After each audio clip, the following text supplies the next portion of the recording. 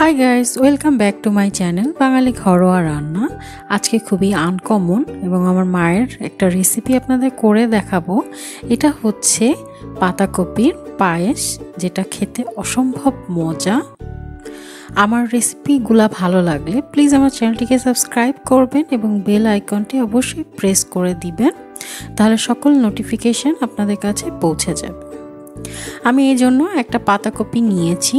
পাতাকপির এই যে শিরাগুলো আছে এগুলা কিন্তু আমি নিব না, আমরা হচ্ছে যে পাতাটা অংশটা আছে সেই পাতা অংশ নিব। পাতাকপিটা কেটে নিলাম। এই যে দেখেন, এই শিরাগুলা কিন্তু আমরা একেবারেই নিব না, এগুলো আমরা বাদ দিয়ে শুধু পাতার যে অংশগুলো আছে সেগুলাই নিব। এখন আমি পাতাকপিটা আপনাদের কেটে দেখাচ্ছি। আর পাতাকপি আপনি যতটা পারেন ততটা মিহি করে কুচি করে নেবেন। এই যে দেখুন, আমি যতটা পারছি মিহি করে কুচি করে নিচ্ছি। মিহি করে কুচি করা হয়ে গেলে এখন আমরা পাতাকপিগুলোকে নিয়ে গরম পানির মধ্যে 4 থেকে 5 মিনিট একটু ভাপ দিয়ে নিব।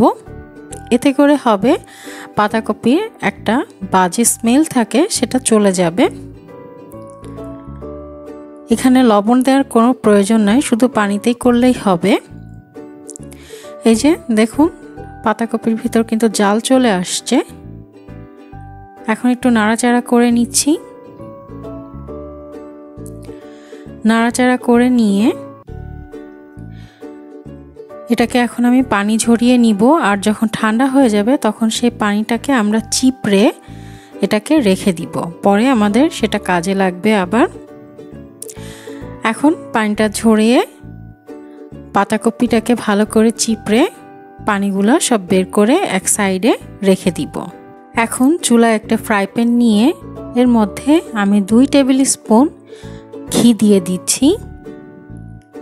সাথে আমি 1 মুঠ কিশমিশ দিয়ে এখন ঘিয়ের মধ্যে এই কিশমিশগুলো আমি ভেজে নিব। খুব হাই হিটে ভাজা যাবে না, মিডিয়াম লো হিটে ভেজে নেবেন। হাই হিটে ভাজলে কিশমিশগুলো তাড়াতাড়ি পুড়ে যাবে। ভাজা হয়ে গেলে কিশমিশগুলো আমি তুলে রাখছি। এখন আমি এর মধ্যে যেই পাতাকপিগুলো ভাপে দিয়ে রেখেছিলাম সেই পাতাকপিগুলো দিব, সাথে 2টা দারুচিনিও দিয়ে নিলাম। এই যে পাতাকপিগুলো কিন্তু আমি চিপে পানি ঝরিয়ে রেখেছিলাম। এখন পাতাকপিগুলো নিয়ে আমি ঘিয়ের মধ্যে 2 থেকে 3 মিনিট একটু ভেজে নিব। এতে করে হবে পাতাকপি থেকে টোটালি স্মেলটা চলে যাবে এবং খেতে অনেক টেস্ট হবে। 2 থেকে 3 মিনিট যখন ভাজা হয়ে যাবে তখন আমি এটাকে তুলে রাখব। তুলে আমি এই সেম পাত্রে 1 লিটার ঘন দুধ নিয়ে নিয়েছি। এটা কিন্তু আমি আগে থেকে জাল দিয়ে ঘন করে রেখেছিলাম। এর মধ্যে আমি আরও 2টা দারুচিনি স্টিক দিয়ে দিলাম।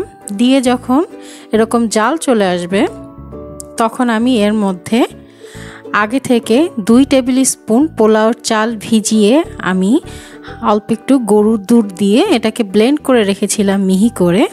এখন আমি এটাকে এই দুধের মধ্যে সম্পূর্ণটা দিয়ে দিব। এতে করে হবে আমাদের দুধটা ঘন হবে এবং পোলাওর চালের সুন্দর একটা স্মেল আসবে। দেখেন, এটা দেওয়ার পরে কিন্তু আমাদের দুধটা সুন্দর ঘন হয়ে আসছে। এখন এটাকে অনবরত নেড়ে নেড়ে জাল দিয়ে নিতে হবে। যখন অনেক ঘন হয়ে আসবে তখন আমাদের সেই ভাজা যে পাতাকপিটা আমরা তুলে রেখেছিলাম সেটা এখন এই দুধের মধ্যে দিয়ে দিচ্ছি। খেয়াল রাখতে হবে চুলার জাল মিডিয়াম লো হিটে রাখতে হবে এবং অনবরত নাড়তে হবে। এখন আমি এর মধ্যে ভাজা কিশমিশগুলোও দিয়ে দিয়েছি। কিন্তু যখন অনেক ঘন হয়ে আসবে তখন আমি এর মধ্যে 1/4 কাপ চিনি দিয়ে দিচ্ছি। মিষ্টিটা আপনাদের পছন্দ অনুযায়ী দিবেন। আর দিয়ে দিচ্ছি 1/2 চা চামচ এলাচ গুঁড়া। আপনারা চাইলে এর মধ্যে গোলাপ জলও দিতে পারেন অথবা চাইলে 1 টেবিল স্পুন ঘিও দিতে পারেন। এই পর্যায়ে ক্ষীরটা যখন ঘন হয়ে আসবে নাড়তে নাড়তে আপনারা দেখলেই বুঝবেন। এই যে দেখুন, আমার ক্ষীরটা কিন্তু অনেক ঘন হয়ে আসছে। এই যে আমার কিন্তু পাতাকপির পায়েসটা রেডি হয়ে গেছে। এখন আমি চুলার জাল বন্ধ করে দিচ্ছি। আমি এখন এটাকে একটা পাত্রে বেড়ে নিচ্ছি। সৌন্দর্য বৃদ্ধি করার জন্য আমি ভাজা যে কিশমিশ ছিল ওখান থেকে কয়েকটা তুলে রেখেছিলাম। কিশমিশ দিয়ে আমি একটু হালকা ডেকোরেশন করে নিচ্ছি, এটা টোটালি অপশনাল। এখন আমি এটাকে রুম টেম্পারেচারে রেখে দিব সেট হওয়ার জন্য এবং পুরোপুরি ঠান্ডা হওয়ার জন্য। ঠান্ডা হয়ে গেলে পরিবারের সবাই মিলে এটা টেস্ট করে দেখবেন, সবার কাছে আশা করি খুব ভালো লাগবে। ভালো লাগলে আমার রেসিপিটি অবশ্যই বাসায় ট্রাই করবেন, ফ্রেন্ডস অ্যান্ড ফ্যামিলির সাথে শেয়ার করবেন। সবাই ভালো থাকবেন। আল্লাহ হাফেজ।